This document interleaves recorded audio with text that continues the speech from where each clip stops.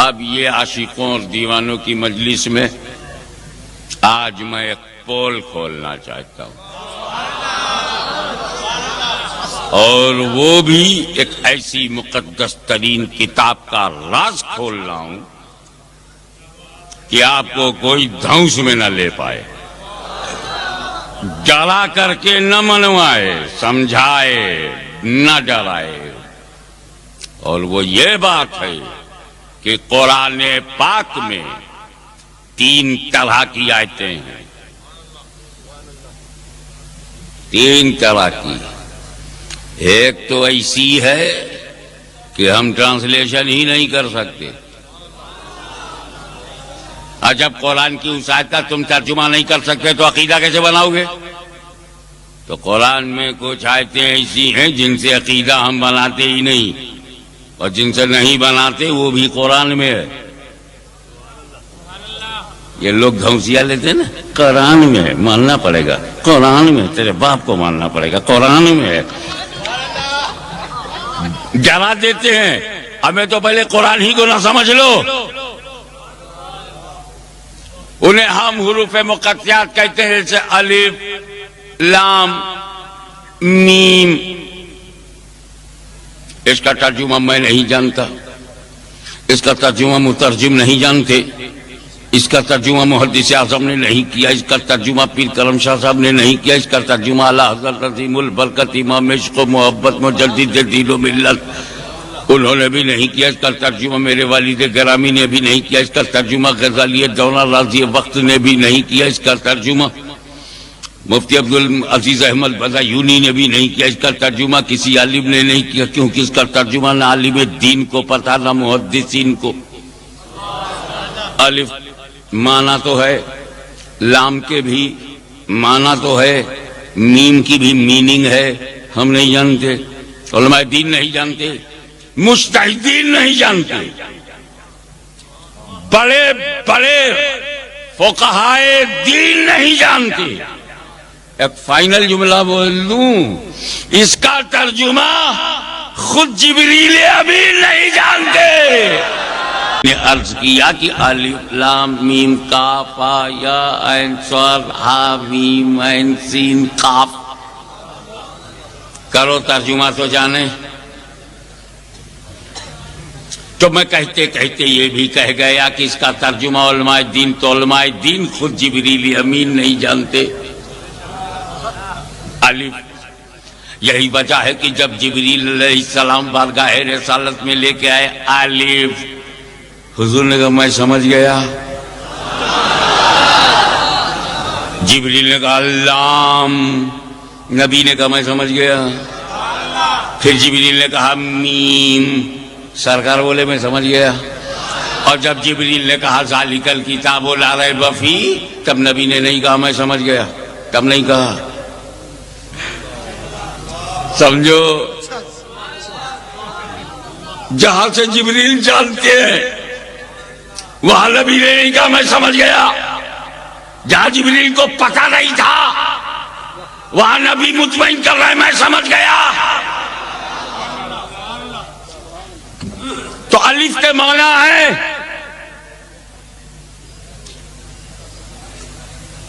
لام کے بھی معنی ہے، میم کے بھی ہیں، مگر الف کا معنی الف میں، لام کا لام میں، میم کا میم میں چھپا،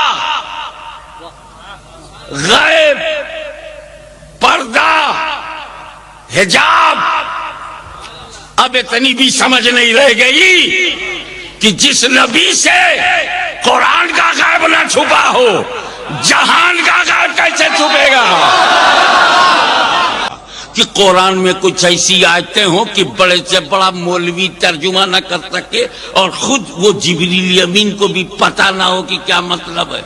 بہت ضروری تھا، بہت ضروری تھا کہ قرآن میں کچھ آیتیں ایسی ہوں جس کا معنی مطلب جبریل کو بھی نہ معلوم ہو، تاکہ اللہ کے بندوں کو پتہ چل جائے کہ جبریل کا کام وحی لانا ہے، پڑھانا ان کا کام نہیں، مطلب بتانا ان کا کام نہیں۔ جبریل مبلغ ہے، جبریل امین مبلغ ہیں، معلم نہیں، معلم نہیں۔ تو جب میرے نبی نے فرشتوں کے سردار سے نہیں پڑھا تو سہارنپور کے بیکار سے پڑھائیں گے۔ علماء کرام اپنی اصطلاحی زبان میں اس قسم کی آیات کو اولاً مفردات قرار دیتے ہیں اور واضح طور پر اسے حروف مقطعات کہتے ہیں۔ لیکن ایک دوسری قسم کی آیت اور ہے۔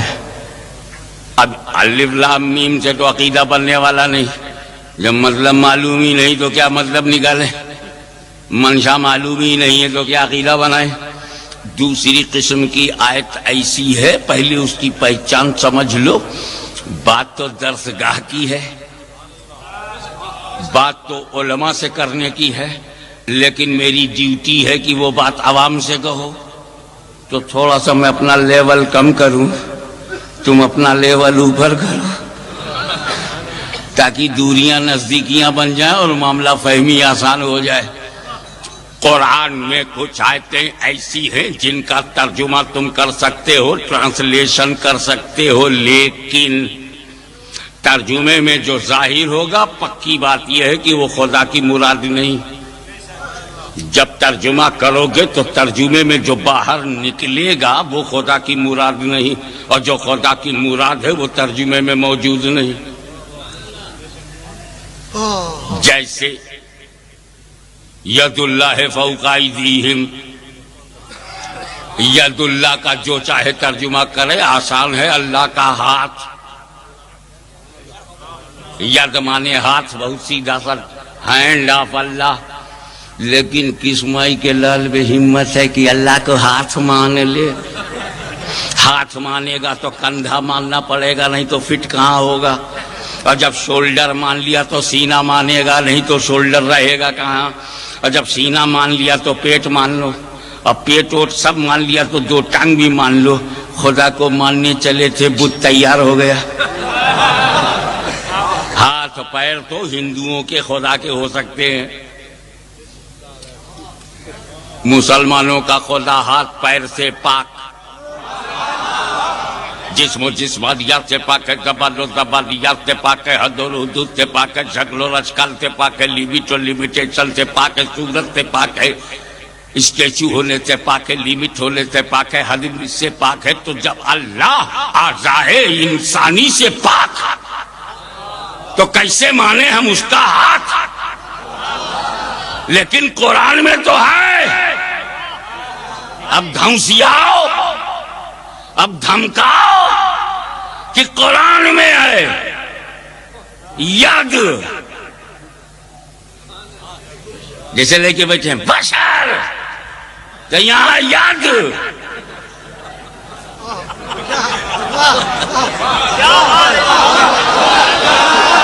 قرآن میں ہے بشر تو قرآن میں ہے ید۔ مان اللہ کا ہاتھ، چھوڑ اسلام کا ساتھ۔ لیکن یہاں پر ٹھہرو، تو ید کا جو ترجمہ ہے وہ ہاتھ ہے، ظاہر ہاتھ۔ یقیناً یہ خدا کی مراد نہیں، اور ید کہہ کر خدا نے جو مراد لیا وہ ترجمے میں ظاہر نہیں۔ تو جب مراد الہی ظاہر نہ ہو تو اس آیت کو آیت متشابہ کہتے ہیں۔ متشابہ کیونکہ اللہ کی مرضی معلوم نہیں، اللہ کی منشا معلوم نہیں، رب کی مراد معلوم نہیں، لفظ معلوم۔ ید پر میرا ایمان، کیونکہ یہ قرآن میں ہے، اللہ ہاتھ پیر سے پاک ہے، یہ میرا ایمان۔ لیکن ید ہے، یہ ہے قرآن، نہ ہم قرآن چھوڑیں گے نہ ایمان چھوڑیں گے، تو ہم یہی کہیں گے کہ ید کا جو ظاہر ہے خدا کی مراد نہیں ہے، اور ید کہہ کر خدا نے جو مراد دیا وہ ترجمے میں ظاہر نہیں ہے۔ یہ آیت متشابہ ہے، اور متشابہ کے بارے میں متفقہ فیصلہ یہ ہے کہ اس سے عقیدہ بنانا جائز نہیں۔ ہمیں جب اللہ کی مراد معلوم نہیں تو عقیدہ کیا بناؤ گے؟ منشاء ربانی معلوم نہیں تو حکم کیا لگاؤ گے؟ آیات متشابہات تلاوت کریں گے، ایمان رکھیں گے، اسے عقیدہ نہیں بنائیں گے، کیونکہ ہمارے نزدیک مراد الہی ہم پہ ظاہر نہیں ہے۔ مثلا اللہ نور السماوات والارض مثل نورہ کمشکۃ فیہا مصباح، المصباح فی الزجاجہ، اللہ زمین و آسمان کا نور ہے، اللہ نور السماوات والارض، اللہ نور ہے۔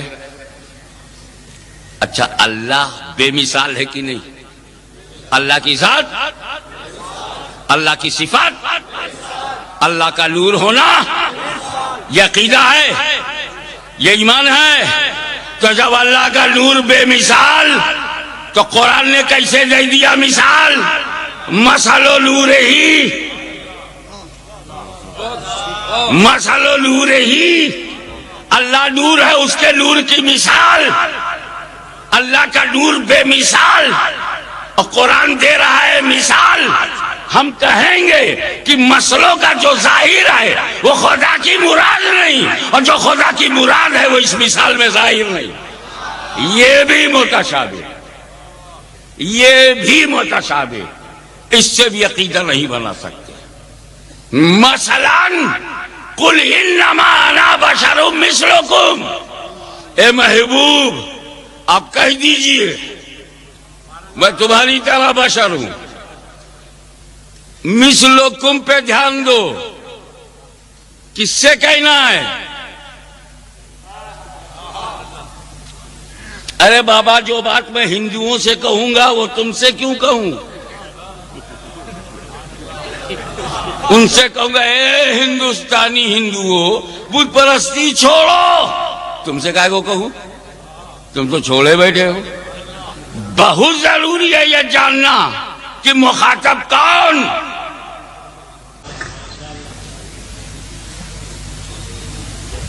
بشر مثلکم، مثلکم لائک یو، تمہاری طرح۔ یہ تم ہیں کون لوگ؟ یہ کم میں کون لوگ؟ I am man like you, یہ یو کون لوگ تھے جن سے رسول پاک نے کہا میں تمہاری طرح ہوں؟ آئی الکفار، یہ بات رسول نے کافروں سے کہی۔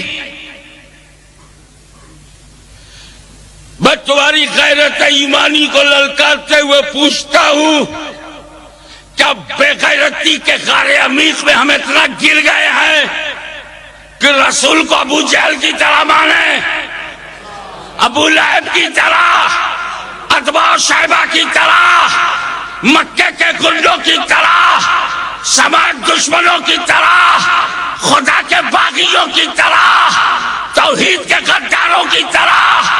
اگر یہ ظاہر سچ نہیں ہے تو کہنا پڑے گا کہ مثلکم کہہ کر جو خدا نے مراد لیا ہے وہ ترجمے میں ظاہر نہیں، اور جو ظاہر ہے وہ خدا کی مراد نہیں۔ یہ بھی متشابہ، یہ آیت بھی متشابہ، اور متشابہ سے عقیدہ بنانا جائز نہیں۔ یہی تو مجھے افسوس ہے کہ جس آیت سے عقیدہ بنانا نہیں چاہیے اسی سے یہ بناتے ہیں۔ متشابہ جہاں ترجمے میں مراد کی تلاش میں تشابہ ہو، خود وہ متشابہ ہو، مراد الہی ظاہر نہ ہو، وہاں عقیدہ بناتے ہیں۔ چاہیے آیت محکم سے عقیدہ بناؤ،